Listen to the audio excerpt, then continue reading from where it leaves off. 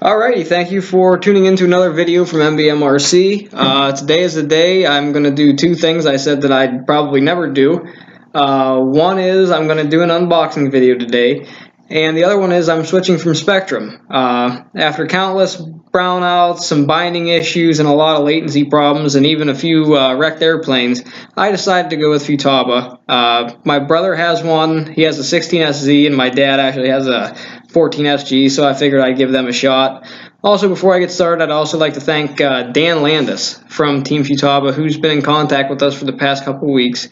He actually posted an article that my dad had written, and I'm probably going to post that in the link below, so if you'd be interested in reading that, it'll be down there. Yeah. Also, I'm probably going to put a link to buy the radio even in the description below. So don't forget to like and subscribe, and hopefully you enjoy the video. Thanks a lot. Also want to thank the people at Tower Hobbies. Did a good job getting this thing sent out here real quick right away, so I do appreciate that. Trying to do this with one arm, it's not going to work.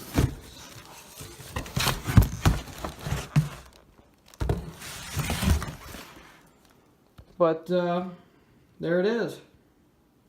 That's what we're looking at. The Futaba 12K. And it does only have the FHSS protocol. It is not both fast and FHSS, but this does have S-Bus and all of the big features. So we're going to take a look at it. Open the box. Alrighty, what we're looking at here is again the Futaba 12K. Goes off of the FHSS protocol. It does the telemetry, which is the TFHSS, and also the SFHSS protocols from Futaba, not the fast. So this is the first time I've actually had this thing open. Let's take a look at it. Kind of want to do a video on this thing just because I couldn't find anything on YouTube about it. It is just, I believe it was just released last week at the time I was recording this. So we'll see what's going on with it. You come with an instruction book.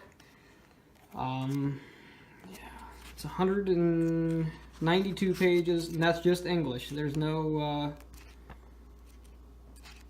other language in here, which you're not going to find that with most radios today. I know Spectrums come with a pretty detailed instruction manual, but I know a lot of the more cheaper radios, the Fry Skies, the Jumpers, things like that, don't really come with much of a book. Looks like they gave us a nice,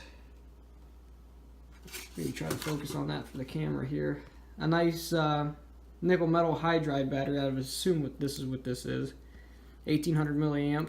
I'll be kind of curious to see how long that lasts. What appears to be a wall charger for that battery, which is what that is. A real nice Futaba receiver here. I think that this thing is going to run you about $80. So for them to include that, there's your S-Bus port there. For them to include that with the radio, that's pretty awesome. So it comes with a nice receiver. A lot of electric guys may not actually know what this is, especially those that fly bind and flies. Last bind and fly I seen that had one of these in it would have been the Apprentice. Everything else, just straight unplug the battery from the speed controller. But this is an on and off switch, which gives power to your receiver.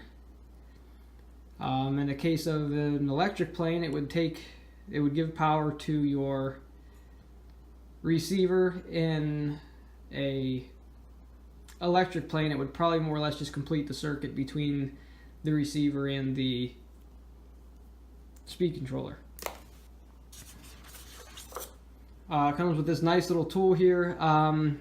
My dad's radio and my brother's radio both have this. Something to do with what you need to do with the receivers. We'll get more into that later. I think there's clips just to the handle on the back of the radio, so we'll see what that's all about. But here's the meat and potatoes. Let's see. It's got some nice weight to it. I wasn't sure what I was going to get with this. I don't know if any of you have used the Futaba T6K. It's a great radio. We actually have one in our basement, but it doesn't feel very high quality. So I definitely like the feel of this much better from the scene of things.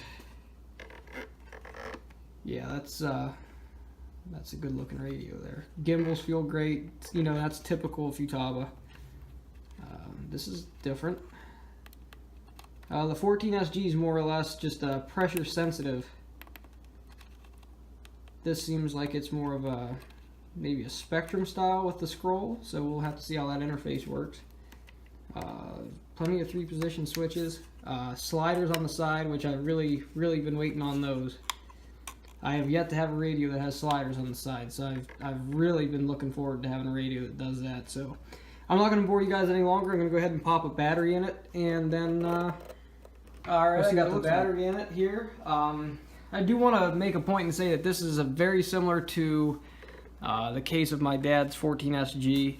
It has rubber grips kinda-ish on the back. Maybe they're not. Maybe it's just a textured. Kind of feel rubbery though, I guess. So that's kind of weird. But overall, I like the feel of it. We're going to go ahead and turn it on for the first time, and we're going to see what this thing's like. So, alright, nice big blue light there on the front. It seems like it's a very similar operating system to that of the 14SG, which I do like.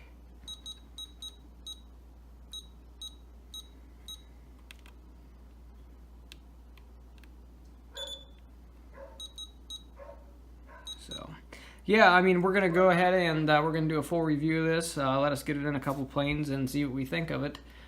Please don't forget to like and subscribe. I'd really appreciate that. And we'll go from there. Hope you have a great day. Thank you. Alright, there is a review coming very soon for the Futaba 12K. Please stay tuned and like and subscribe. Thank you.